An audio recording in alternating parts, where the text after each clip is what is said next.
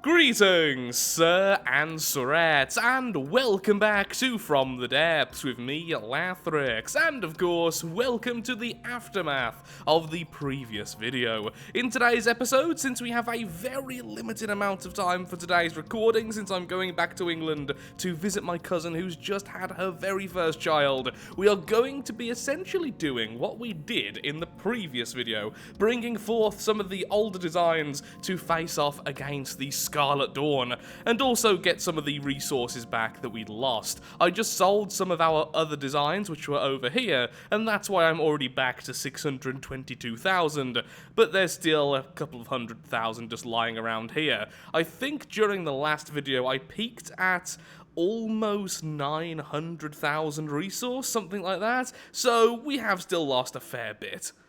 Now, there is an event horizon coming from there, but the event horizon's quite vulnerable. The thing is, though, it does have very good anti-missile systems. It's got a really powerful anti-munition laser system. But I kind of just want to send in Seeker Swarms and a couple of the Nukes. The Nukes are older designs, right?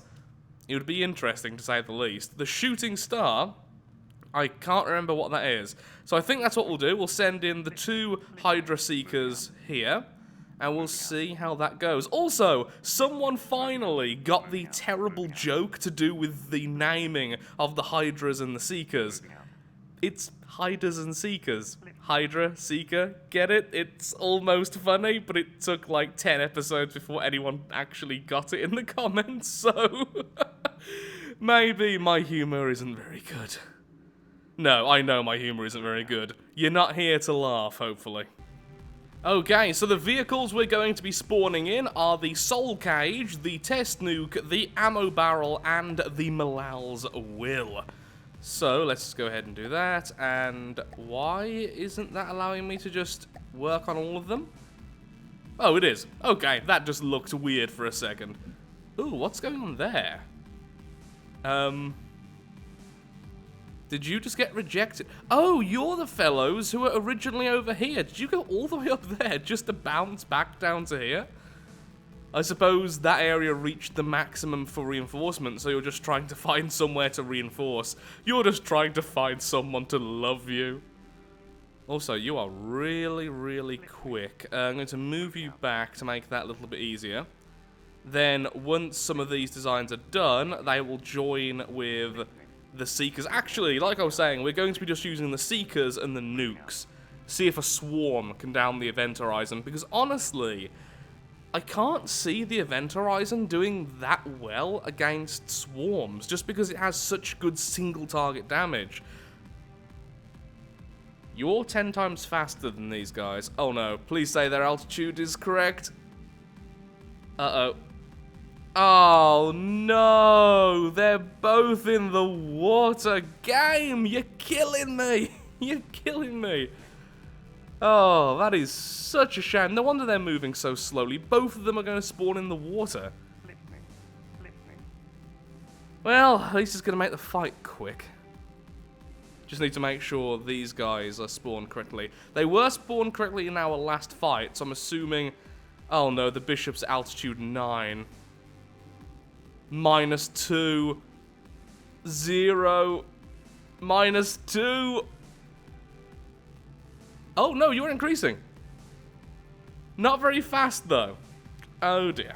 The first battle of the video, which is most likely going to be quite an odd one. We have the Bishop, the Wyvern, the Bishop, and the Darkstar versus the Soul Cage, the Malal's Will, and the Ammo Barrel. Now, one thing which is fairly obvious is that this battle is with the Wounded of the last battle of the last video, so it's not really fair. Although the enemy does have a massive force count advantage and an even larger resource count advantage, it still is a little bit weird since the bishops were essentially sinking in the last battle. Although saying that, the things like the Malal's Will and the Ammo Barrel are also very vulnerable. As we've seen in previous tests versus our own craft, these outdated models do die very quickly.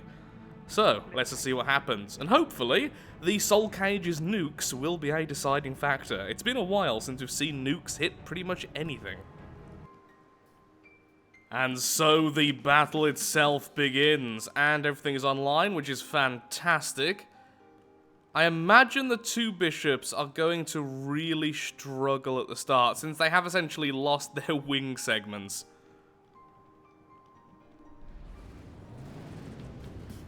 Oh, a lot of focus there on the Malal's Will. The Malal's Will is firing all of its guns, however, against the Bishop. A lot of damage being done there, and some of them, sadly, also being deflected by the munition defense. Oh, those are the nukes being created in the background. You know what? Malal's Will, focus on the thing lasering you. How about that? There we go, some of the shells hitting. These are the old-fashioned heat shells. They should still do pretty well. Loads of shells there coming in from the ammo barrel, and since it's hitting the bottom, it's not being stopped by any form of shielding. Oh, I miss the old blue beams of shells.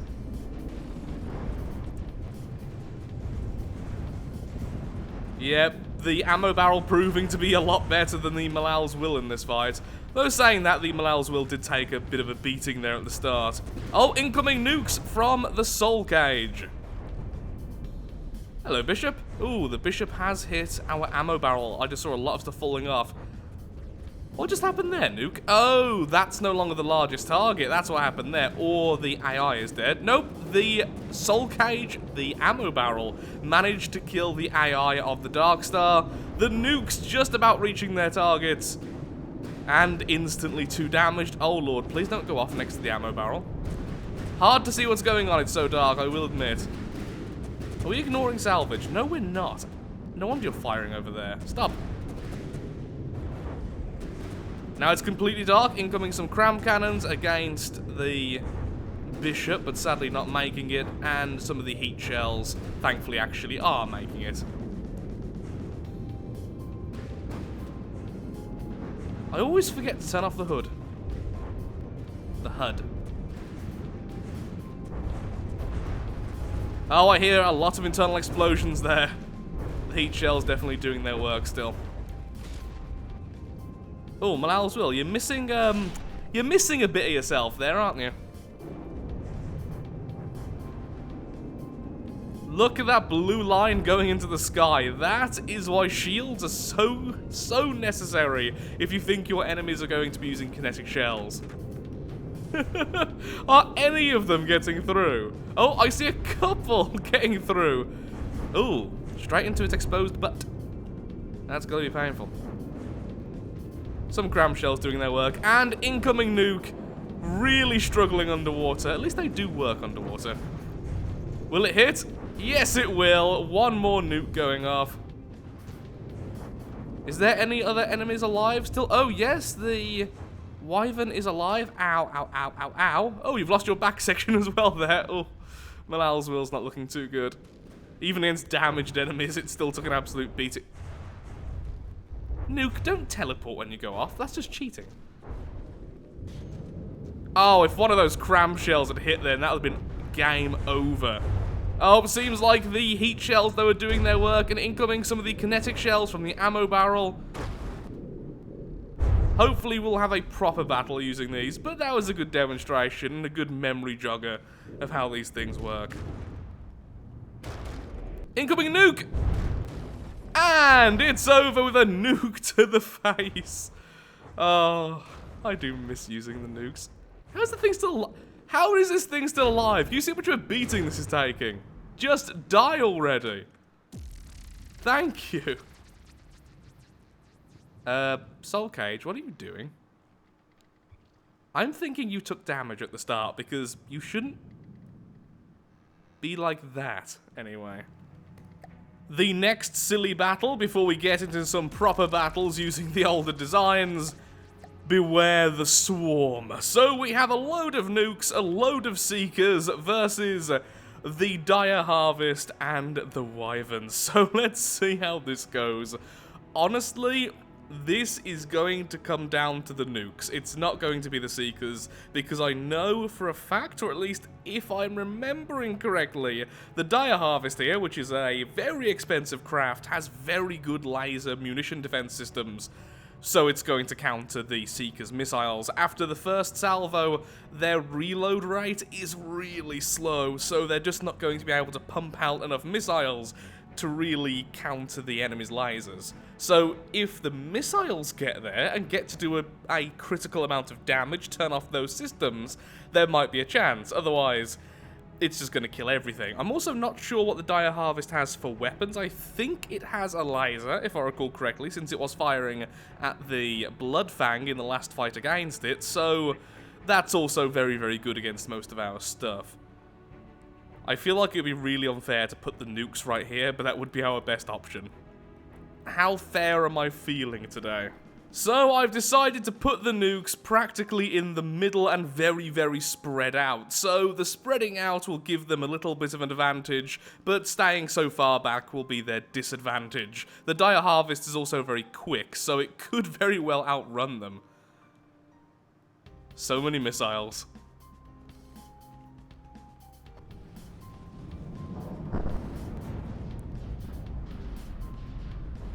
The Hydra's looking in bad shape already. Yep, lots of the missiles are being stopped. Actually, no, they are being stopped. For a second there, I thought they were getting through.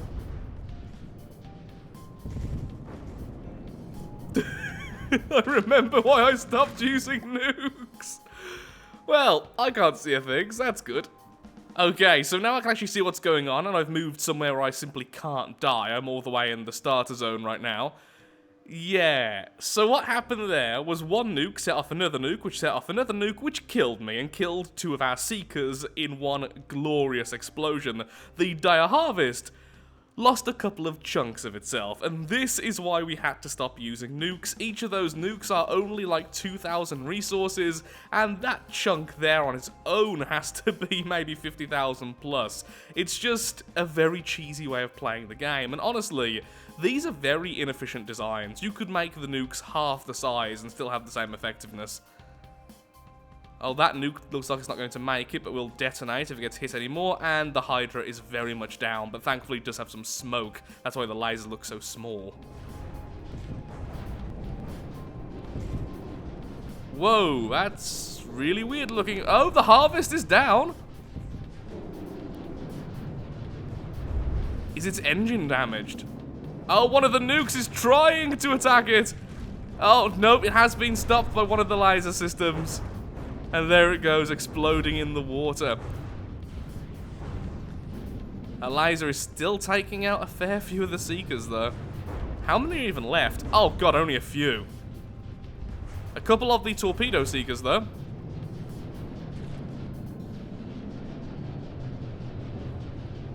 Oh, the land here is stopping it from sinking too much, so it won't go into that sinking and below 80% health thing, or is it 70% health? One of the two. Seems like the swarm has failed. Still, though, that bounce from the first nuke made it so worth it. That was such a fun fight. But there's the thing, even if we lose, the resources I just lost are about maybe 120,000. That's it.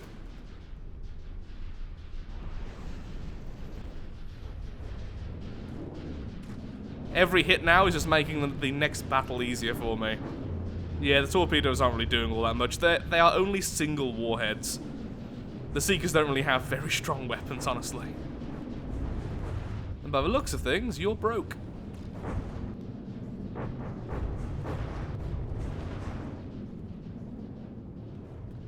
What's going on there? That white line. Oh, it's that laser. It's just very inaccurate. Perhaps it's been slightly damaged.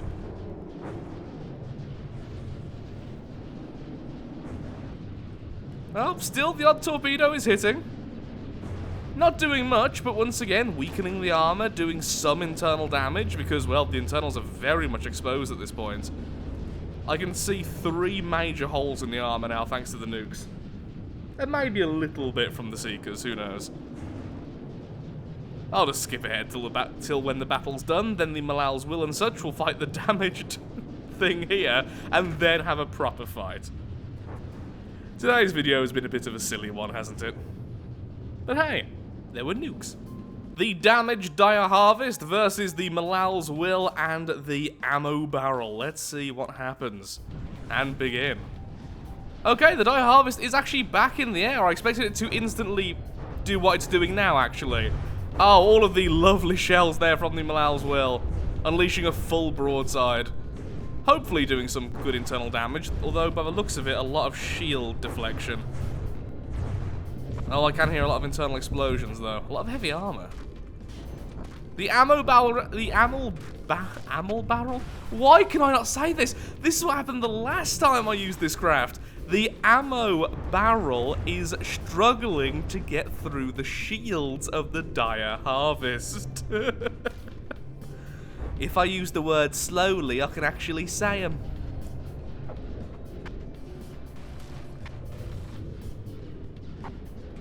Ooh.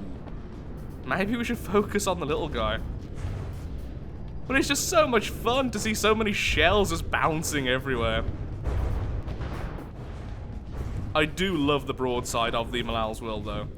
For only around about 90,000 resource, it's still pretty good. Huzzah for wooden armor spam. Especially now volume's less of a limiting factor.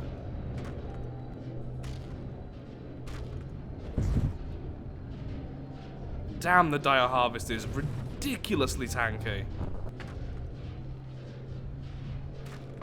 Even in such a damaged state, look at how much it is actually taking. It is sort of flipping, though, now.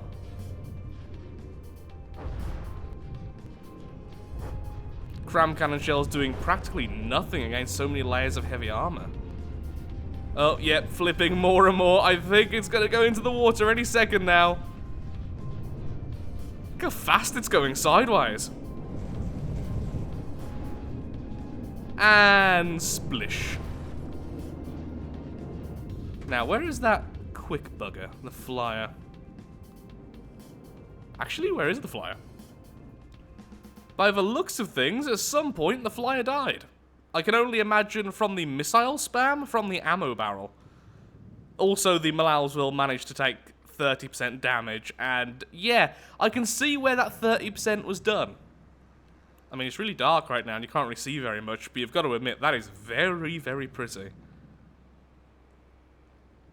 So you've lost 3 major turrets. Your largest turret is badly damaged. The cram cannons are still doing okay. Just too vulnerable. Too many weapons, not enough armor between them. So many chain reactions occur.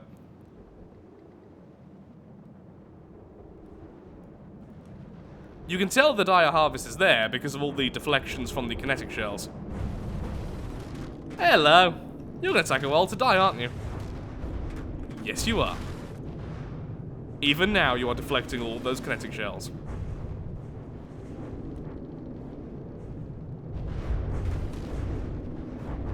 Behold the power of editing!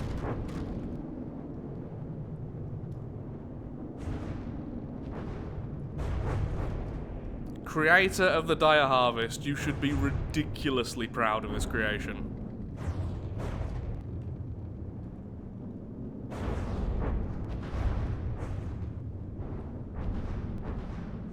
The armoring on this thing is just insane. I wonder how much space armor it has, because those heat shells were doing very little. Saying that, they are only 250mm heat, which was made before the nerf, so it could be just too much armor full stop, not specifically spaced. Okay, let's repair up, and let's go over here and try and take this resource zone. I would like to use the Malal's Will at least one more time. So sadly, the game just hard crashed on me because of one of the constructibles being glitched. This is something which has happened quite a lot during this campaign, honestly. So, full transparency, I had to do this battle again, but this time, it looks like the Dire Harvest did lose to the nuke spam. Just luck of the draw, I suppose, where the nukes happened to hit. Once again, why I stopped using nukes. As much as they are probably one of the most fun things to use in this game, Oh, look how pretty that is. No, that one poor seeker. As I was saying, as much as it is one of the most fun things to use, it's also too easily exploited. It's just... yeah, a dire harvest shouldn't die in seconds to something which costs 2,000 resource. Into the enemy's maw we go. The last resource zone before we reach the main base of the Scarlet Dawn.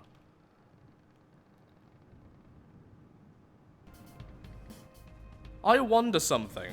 If I place my avatar somewhere where the weather is normal and not this red fog, will I be able to see the battle normally? That's the question I have. Of course, getting the camera over here would be an absolute chore, but it would be nice to see the battles a little bit clearer.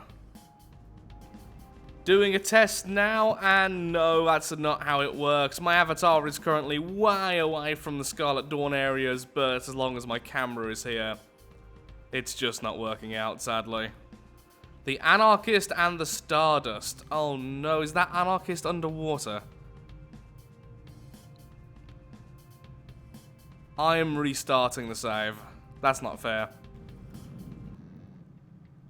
Well, I feel like this is going to be a fitting end if the nightmare can get out of the water.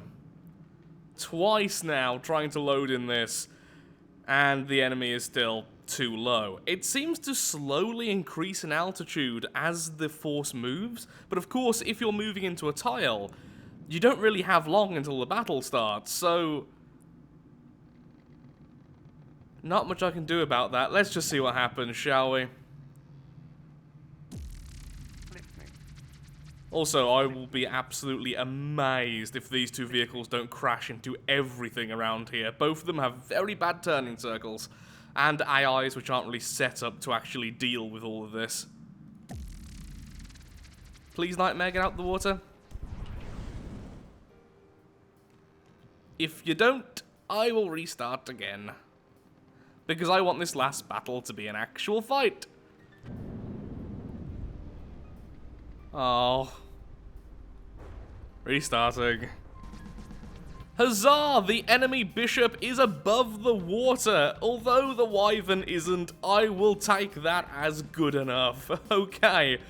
Let's just begin the battle finally.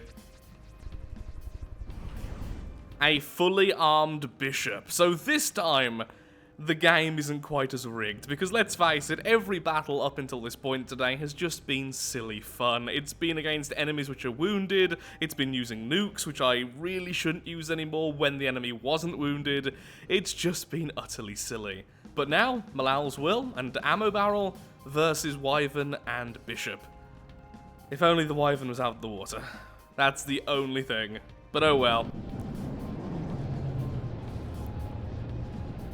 Incoming the cram cannons and some of the broadside. Oh, the heat shell going straight through the bottom there.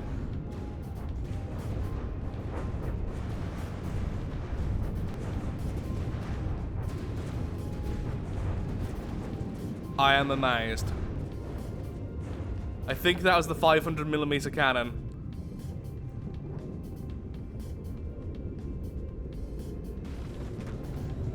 Who needs decent building when you have a strong cannon?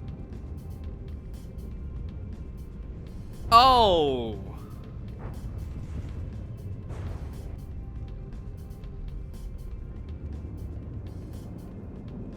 That was glorious to watch. Hello, missiles from the ammo barrel. Oh, are you going to make it back? Oh, our guys were still focusing on this fellow, even though the wyvern, oh, did get out the water, and is now doing a lot of damage, actually. The missile's so short range on the ammo barrel, desperately trying. Lost one of its turrets already, though, to the wyvern. Or wyvern.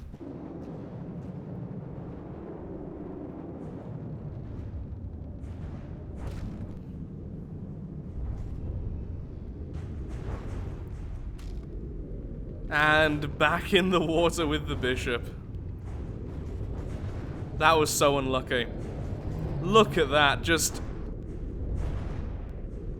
such a well-placed few shots directly in its one weak spot. I can't believe that.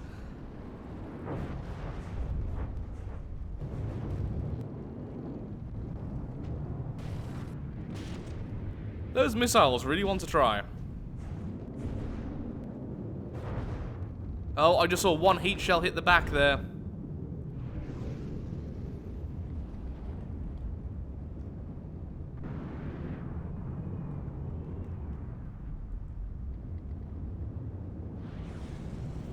Will it be able to do any more damage before being taken out? I mean, honestly, there is every chance it could still win, although, yep, some internal explosions from that one shell then. By the looks of it, the Malal's will is no longer firing its main gun. Yep, the main gun has been damaged. Not taken out, but damaged. Oh, cram shell to finish it.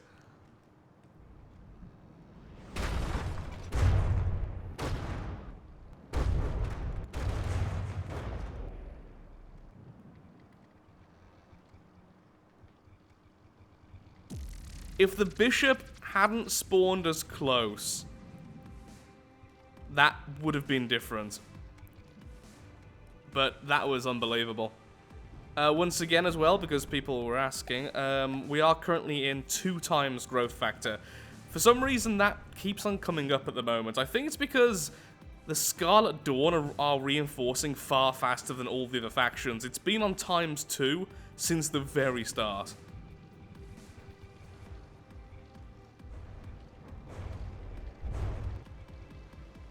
Well done, Malal's will. That was not the ending I was expecting. I was expecting that to be the last stand. So, with that though, I am afraid I am all out of time for today's episode. If you have enjoyed the rather silly episode, then of course, likes, favourites, shares, comments, all that good stuff helps out me, helps out the channel, and most importantly, shows that From the Depths is a series you wish to see continued in the future. In the next episode, very likely, it will be the final of the season, going against the main base of the Scarlet Dawn with our more regular forces. We still have a few tiles to clear though, so there will be quite a few battles. And then, Nita is ours. Thank you again so much for watching. Next time, a more serious episode.